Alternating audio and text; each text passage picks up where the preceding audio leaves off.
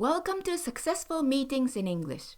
In this lesson, we will give the facilitator tips and hints on how to reach an agreement when making a group decision in a meeting. Good luck! There are two key points to be made clear. First, who has the authority to decide and reach a final decision? Often, all the people at the meeting can decide. At other times, the decision will be made by a chair or key people at the meeting. Or the final decision might be made outside of the meeting. Secondly, it is important to agree on how the decision will be made. A common way is through voting, and this should be explained clearly at the beginning. There are 5 steps to reach a group decision.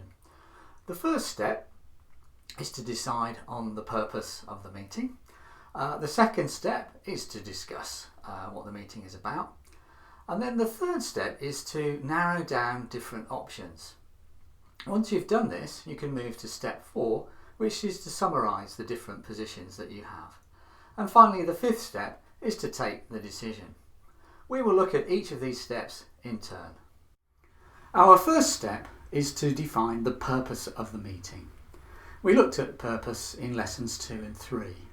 But just to recap, there are 3 main purposes: brainstorming, disseminating information, and reaching an agreement. This lesson is about reaching an agreement, so as facilitator, you need to make this clear in your opening remarks. Examples of useful language that we mentioned before include: we need to finally decide whether we should purchase Eastern holiday to expand our business. After the discussion, we will vote to reach agreement. A simple majority is enough for a decision. The second step is to discuss the topic. Discussion is the main purpose of meetings where you have to reach agreement. This is where you give opinions, make suggestions, and disagree. We have 2 later lessons on the skills and language that you need to do this successfully. Our third step is to narrow down ideas. There are 3 main ways to do this: deleting or removing, categorising, and by using a matrix. Firstly, deleting or removing ideas. It's important to delete ideas in a sensitive way so that you do not discourage people to generate ideas at future meetings. Here are some examples. This option is great, but it doesn't quite fit. This idea is really nice, but we can't include it today. This is good, but we need to change it slightly. This needs further thought, so let's leave it for now. A second way to narrow down ideas is by putting them into similar categories. For example, I think plan A and B overlap. We can put them together. Plans A, B, and C have quite a lot of similarities, although the details are different. For now, let's keep them together. Plan A and B are almost the same, but Plan C is very different. How about narrowing down to 2 choices, Plan A and Plan B? A third way to narrow down different choices is to use some kind of matrix or grid. A matrix lets you analyse different options, and you can imagine the good points and bad points of different ideas. For example, imagine that we have 5 different investment plans called A, B, C, D, and E. They each have a combination of low or high risk and low or high return or profit. If we put these on the matrix, we can see that plans B and C will give us a high return at a low risk. We can decide to focus on those 2 choices for now. I know this is probably too simple an example, but I hope that it gives you the main idea. Our 4th step in reaching an agreement is to summarise the different options, and we looked at this in lesson 4. Here is some example language. To sum up and the main points are short and easy phrases to introduce a summary. For example, to sum up, We'll aim to develop our product by June. The main points are 1. How to test our products more quickly, and 2. How to track customer feedback. The final stage is to actually make a decision. There are 3 possibilities: by voting, by ranking, and by authority.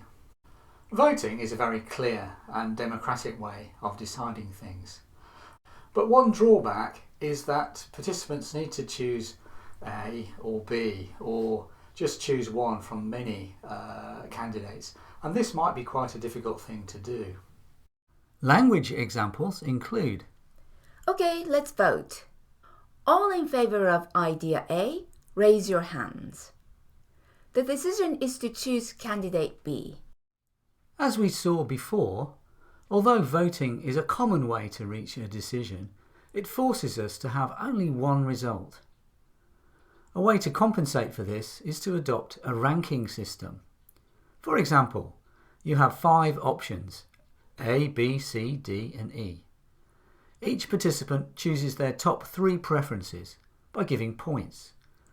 The first choice is 3 points, second 2, and final is 1. Then you total the points.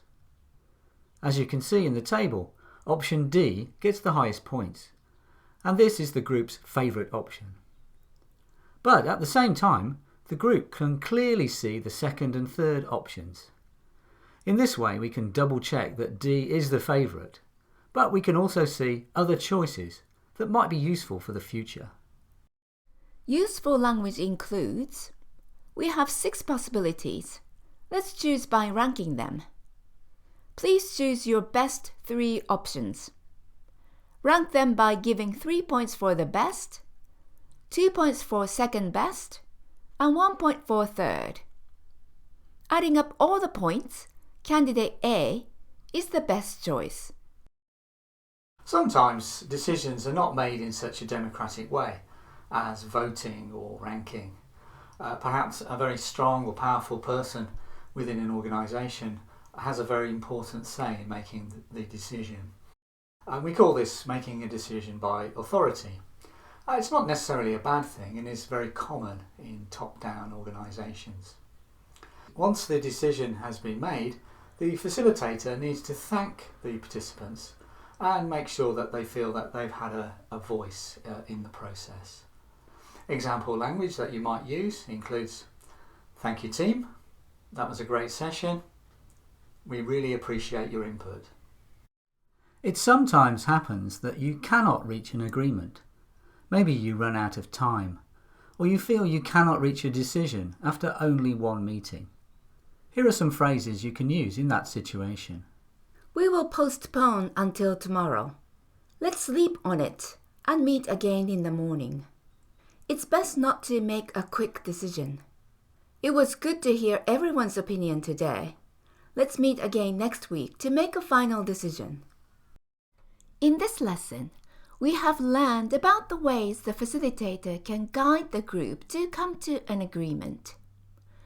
Think about recent meetings you have been to. Was the purpose clear? Did you narrow down choices? Did the facilitator summarize?